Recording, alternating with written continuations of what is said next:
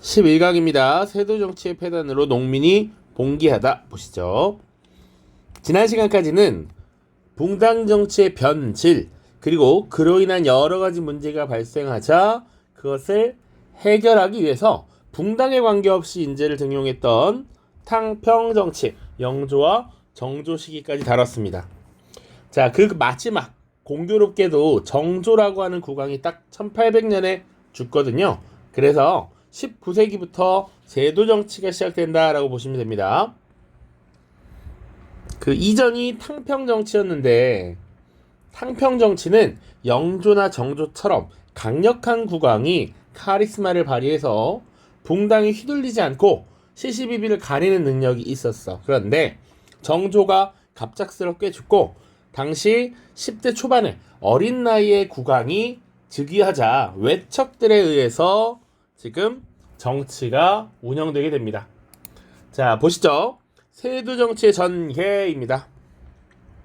19세기를 대표하는 정치 운영 방식입니다. 정조가 죽은 이후에 어린 왕들이 즉위했다라고 되어 있죠. 선생님이 가급적이면 태정태세문답에 외우면 좋다라고 했는데 정조 다음이 순조, 그리고 헌종, 그리고 철종 3명의 왕이 즉위합니다. 물론 그 다음에 고종도 어린 나이에 즉위를 하게 돼요. 그 과정에서 붕당 간 세력 균형은 무너졌고요.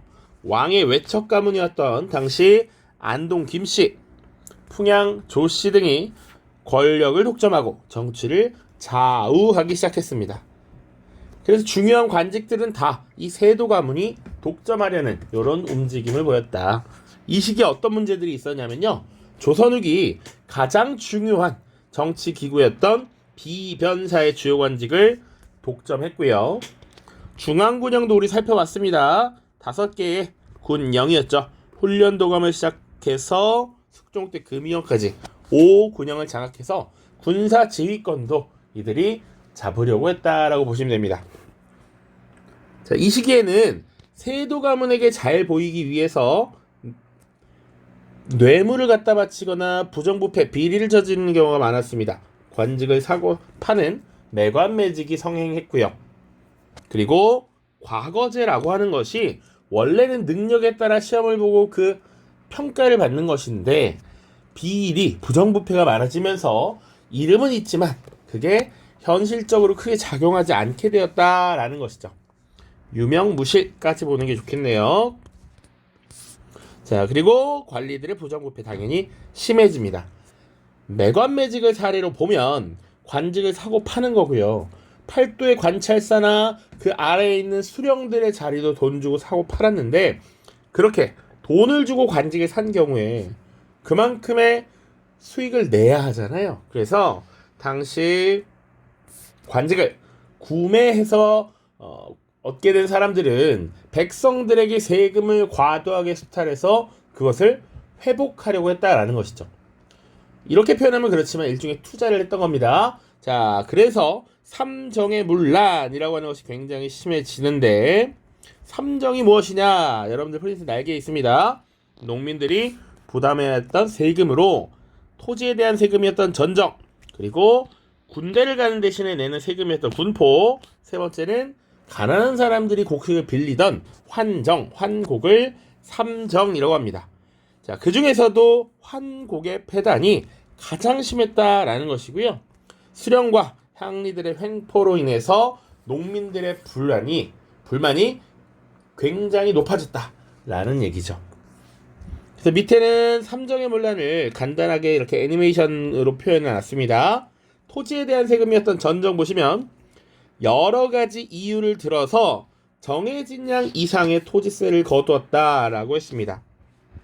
선생님이 지난 영상에서 토지에 대한 세금이 인조 때 영정법이라고 하는 것을 시행하면서 토지에 대한 세금, 그동안 매긴 세금 중에서 가장 낮은 비율의 세금을 영구히 고정했다라고 얘기했습니다.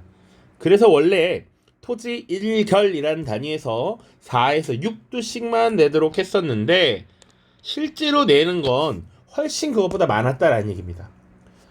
곡식이 상할 수도 있으니까 추가로 더 걷어야 돼, 보관료 내야 돼, 운송료 내야 돼 라고 하면서 실제로는 거의 생산량의 막 절반을 가져가는 경우도 있었다. 그만큼 농민들에게 큰 부담이었고요. 군정은 말 그대로 15세 이상 60세 미만의 성인 남성, 당시 기준으로 성인 남성이 군대를 가지 않는 대신 내는 게 군포인데, 문제는 한 사람이 도망친 마을 사람 것까지 내게 하거나, 혹은 죽은 사람, 혹은 갓난아기 어린아이에게도 군포를 징수하게 하였습니다. 자, 대사를 보시면 돌아가신 아버지의 군포를 내라 라고 하는 거야. 이런 걸 한자로 보통 뭐라고 표현하냐면 백골징포라고 합니다. 하얀 뼈다구에도 군포를 징수했다라는 의미고요. 어린아이는 성인 남자가 아니죠. 군역의 대상이 아닌데, 어린아들, 아직 입에 노란기가 사라지지도 않은 어린아이들에게, 황구에게 군정을 더했다라고 해서 황구첨정이라고 표현합니다. 그만큼 군정의 문란도 굉장히 심각했다. 그래서 어떤 일이 있냐면요, 정약용의 한시 중에 이 군포가 너무 부담이어서 힘들어하는 농민이 있었습니다. 실제로 백골징포 황구첨정으로 인해서 성인 남성은 1명이지만 3명치 군포를 내게 하는 이런 악덕함이 있었기 때문에 당시에 나는 그럼 남성을 하지 않겠다라고 하면서 슬퍼하면서 자신의 그것을 자른 슬픈 이야기를 한시로 표현한 애절량이라는 작품이 만들어지기도 했습니다. 당시 조선 후기의 상황을 잘 보여주는 사례였다, 이렇게 보시면 되고요. 환곡은 원래는 가난한 사람들이 추수한 곡식이 모자라서 생활을 유지하기 어려울 때 빌리고 다시, 그리고 이제 추수기에 갚는 것인데, 필요하지 않은 사람들에게 억지로 곡식을 빌려줬고요. 심지어 그 빌려준 곡식도 쌀 껍데기와 모래로 가득 차 있었다라는 얘기죠. 그리고 받을 때는 제대로 된 쌀을 어마어마하게 이자를 붙였다, 이렇게 생각하시면 되겠습니다. 왜 오른쪽에 뭐 환곡에 대해서도 나와 있으니까 보시면 되고요. 이러한 상황 속에서 세도정치 시기에 부정부패, 과거제 문란, 매관매직 이런 것들 때문에 당시 삼정의 문란으로 백성들이 살기 힘들었다라는 얘기고, 그런 어려움 속에서 농민들은 이런 부패한 통치에 저항하는, 그리고 농민 봉기를 일으키는 모습이 나타났다라는 거 보는 겁니다. 농민들의 저항 보시죠. 지금 현실이 살기 힘들기 때문에 예언사상, 어떤 걸 바라는 이런 것들이 많아진다라는 얘기죠. 그래서 미륵신앙이나 정감록 같은 예언서가 유행한대. 미륵신앙은 기본적으로 불교에서 파생된 것이죠. 미래에서 온 부처님이 나를 구원해 줄 것이다 라는 얘기고요. 정감록은 지금 조선왕조, 이씨의 조선왕조가 무너지고 정씨의 국가가 새롭게 세워질 것이다, 세상이 바뀔 거야 라는 농민들의 기대감, 희망사항이 널리 유포되었다라는 얘기죠. 실제로 농민들이 저항하는 경우도 있었습니다. 삼정의 문란 너무 힘들다, 그래서 세금 납부를 거부하거나 관청에 민원을 넣기도 하죠. 지금처럼 하는 형태랑은 좀 다르지만 소청이라고 해서 가서 직접 나의 어려움을 호소하기도 하고요. 벽서, 괴서라고 해서 글을 적어서 벽에 이렇게 붙이기도 했습니다. 자, 그러다가도 이런 것들이 고쳐지지 않아서 대규모 봉기를 일으키게 되는데, 대표적인 거 2가지 사례 보겠습니다. 자, 첫 번째는 1811년에 있었던 홍경래난입니다. 홍경래는 몰락한 양반 출신이었고요. 그리고 직접적인 배경은 평안도 지역에 대한 차별이었습니다. 그래서 이 평안도 지역의 관찰사도 지가 싫으면 안 하는 거다라는 얘기야. 그만큼 평안도 감사, 관찰사가 개꿀이었다는 얘기입니다. 가면 백성들 등골 쪽쪽 빨아서 엄청난 부를 축적할 수 있는데, 그것도 본인이 하고 싶어야 하는 거지 싫으면 말아라 라는 얘기입니다. 그만큼 수탈이 심했다. 자, 이 지역은 특히 중국으로 왔다 갔다 하는 루트에 있었기 때문에 사신들에 대한 접대비 이런 것들을 굉장히 많이 부담을 시켰거든요. 자, 그래서 당시 오랫동안 억눌려왔던 평안도 지역의 농민들을 규합해서 몰락양반 홍경래가 반란을 일으켰다라는 얘기입니다. 그리고 이 지역에는 광산 노동자가 굉장히 많았습니다. 광산이 많이 있었기 때문에 광산 노동자라는 표현이 나오면 이것도 홍경래의 난이 될 수 있구나 라고도 볼 수 있어요. 자, 그래서 봉기를 일으켰는데 결국 광군에 의해 진압되었다. 홍경래가 반란을 일으킬 때 새로운 세상을 꿈꾸면서 외쳤던 경문이 있습니다. 주정에서는 서토 평안도를 썩은 흙이나 다름없이 버렸다. 그리고 권세 있는 집에 노비들도 평안도 사람을 무시한다. 그만큼 지금 평안도가 많이 차별받고 있다라는 걸 쭉 열거하고 있는 것이죠. 밑에 조금 더 설명을 보면 과거에 합격해도 그러니까 평안도 사람들은 중앙 고위관직에 나가기 어려웠고 대청무역과 광산개발로 상공업이 크게 발달하였지만 세도 정권이 과도하게 수탈하면서 삶이 어려웠다라는 얘기입니다. 홍경래난 위치 보시면 오늘날의 평안도 지역입니다. 19세기 초. 그래서 서북 지역에 대한 차별 보시고요.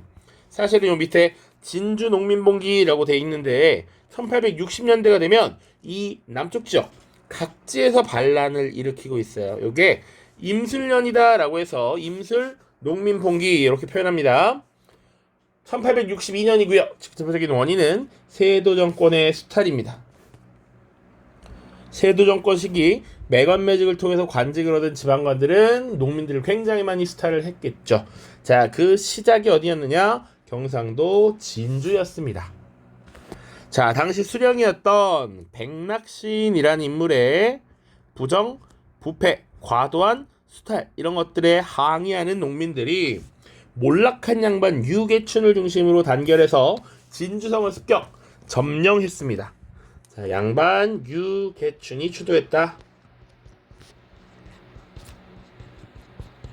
자, 이런 농민봉기가 일어났다. 그리고 심지어 진주성을 점령했다라는 소문들이 확 퍼지면서 전국적으로 확산되었죠.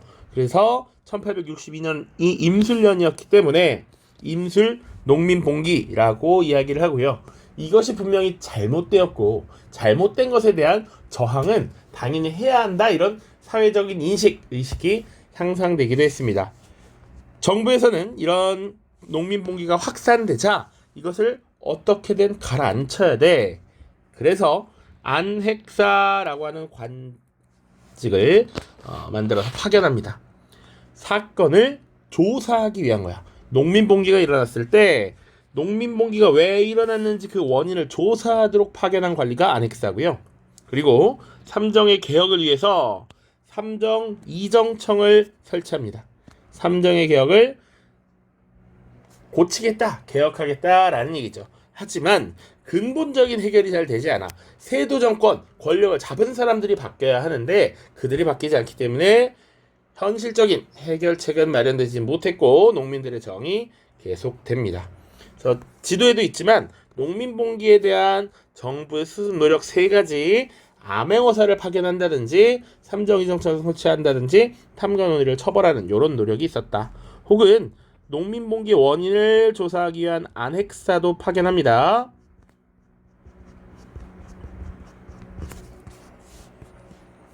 자, 다음 또 동일한 시기에 농민들이 봉기를 일으키기도 하고요.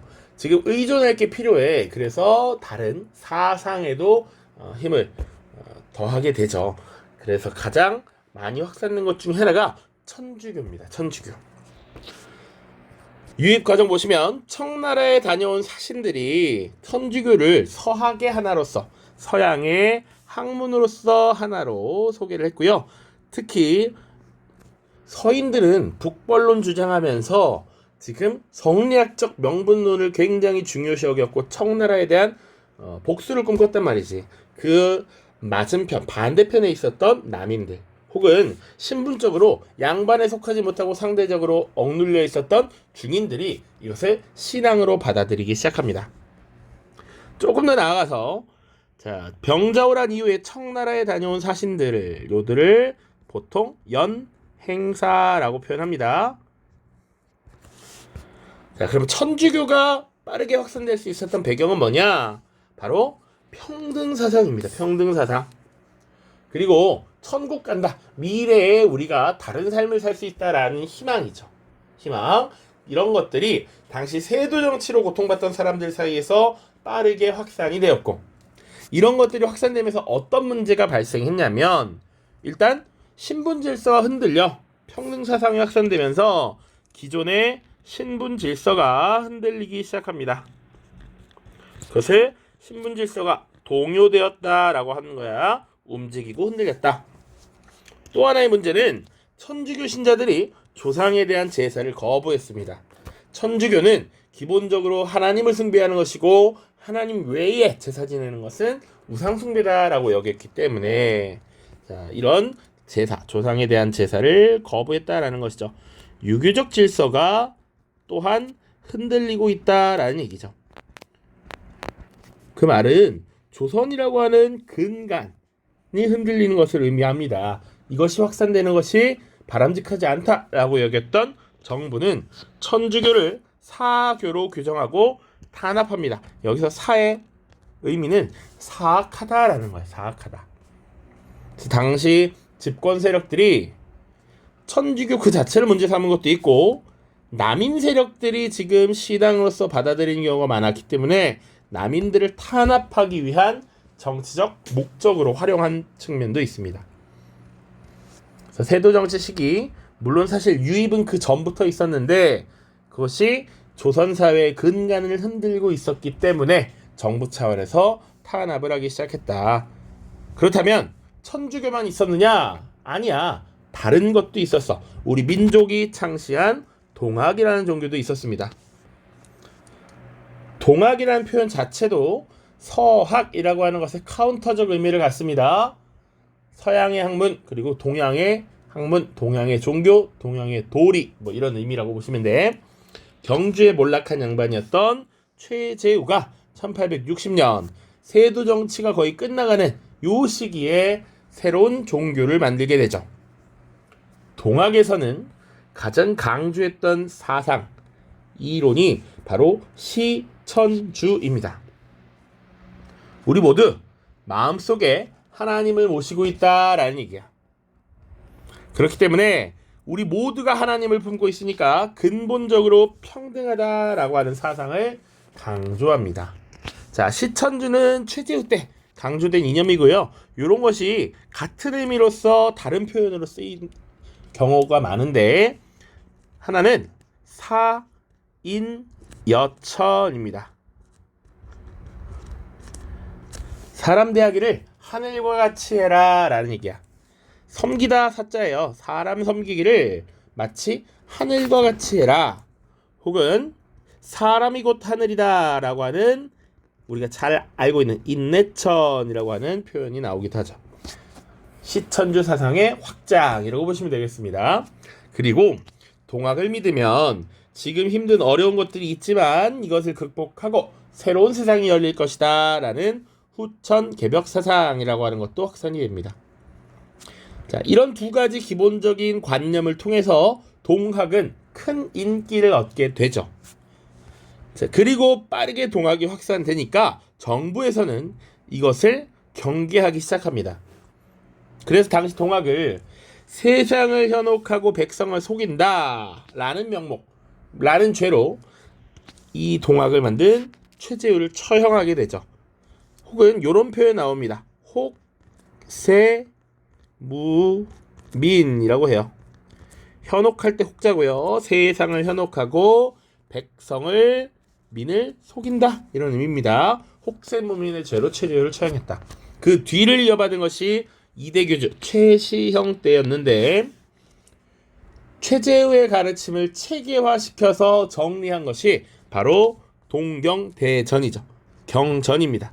이 종교의 이론, 학습 내용을 쫙 정리한 일종의 바이블입니다. 성경책 같은 거고요. 그리고 동학의 가르침을 쉽게 전달하기 위한 가사집이 용담유사라고 보시면 됩니다. 교회를 다니는 친구들이 많이 줄어들어서 비유가 참 설명이 애매할 수 있는데 교회에 가도요 하나님의 가르침을 가르쳐주는 성경책이 있고요. 그리고 그것을 쉽고 간단하게 배우고 따라할 수 있도록 찬송가 같은 게 있어요. 그런 개념이라고 생각하시면 될 것 같습니다. 그래서 동학이 빠르게 확산이 되었다 보시면 돼요. 동학의 확산 관련해서 교과서 48쪽에 있는데, 자, 경상도 경주의 몰락한 양반 최재우가 만들었기 때문에 여기서 시작합니다. 쭉 5줄 시천주라고 명명하면서 조금 더 부끄러워하지 않고 숨기려 하지도 않았습니다. 그것을 전파시킨 자를 염탐해보니 경주의 최 선생이 혼자 깨달은 것이며 그의 집이 경주에 있다라고 하였는데, 이렇게 되어 있습니다.